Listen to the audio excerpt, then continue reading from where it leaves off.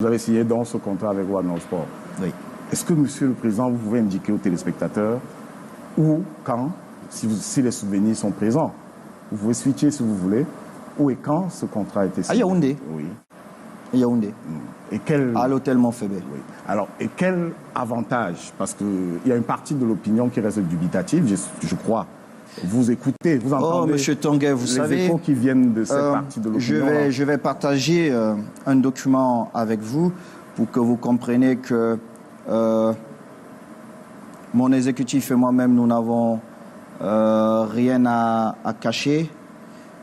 Vous verrez le communiqué qui était prévu pour le 9 août. Je vous prie, vous pouvez le lire. Il y a tous les chiffres dessus, il y a tout.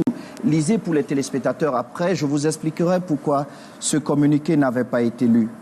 Je vais lire le deuxième paragraphe, il me paraît le plus important. Allez-y. Oui, pour ne pas avoir de blanc à l'antenne. Dans le cadre de l'exécution de cette convention, le nouvel équipementier s'engage à verser la somme d'1 milliard de francs CFA par an à la Fédération camerounaise de football, soit un total de 3 milliards à l'échéance contractuelle fixée. Le partenariat comporte également la fourniture en équipement d'une valeur d'1 million d'euros par an pour les sélections nationales et d'un bus de standing VIP pour les Lions indomptables du Cameroun. La date, elle est importante. La date, elle est importante, fait à Yaoundé le 9 août 2022. Le 9 août. OK. Je vous explique maintenant pourquoi ce communiqué n'a pas été publié. Juste parce que notre partenaire qui était en discussion avec d'autres équipes et d'autres nations ne voulait pas que les chiffres se sachent parce que ça allait le mettre dans une position délicate. Et nous l'avons compris parce que nous préférons aux autres.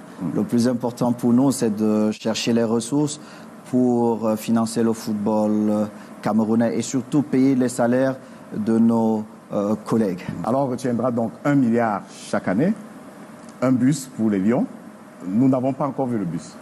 Ah non, si vous n'avez pas tout lu, c'est à la deuxième année que nous aurons droit à ce bus. À ce bus-là. Donc à partir de 2023, c'est bien cela. Et le milliard, il se verse.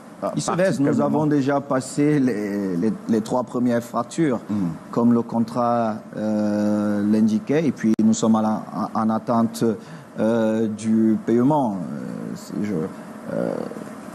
Ce qui me désole, c'est que j'ai apporté un document aussi que je souhaite partager avec vous.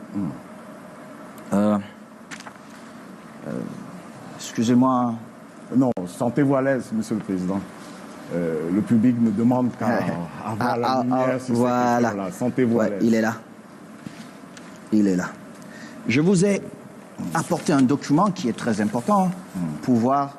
Ça, sont tous les paiements et quand est-ce qu'on a émis les factures de l'ancien équipementier. Vous verrez que rien n'a jamais été respecté.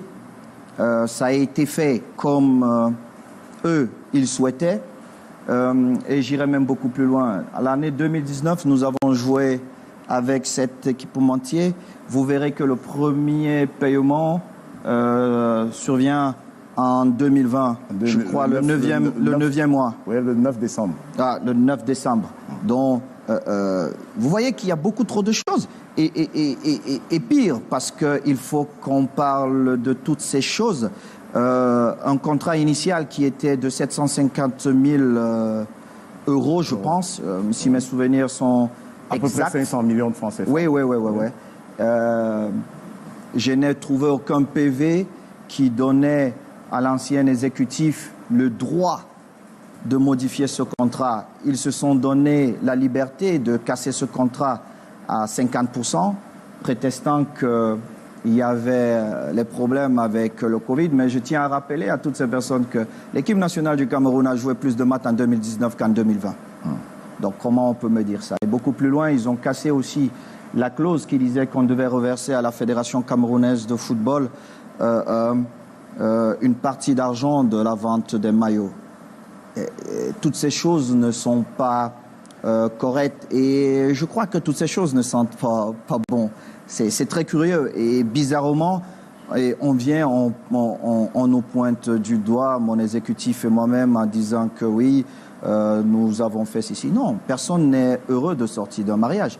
Et il n'y a rien de personnel. C'est une question de business.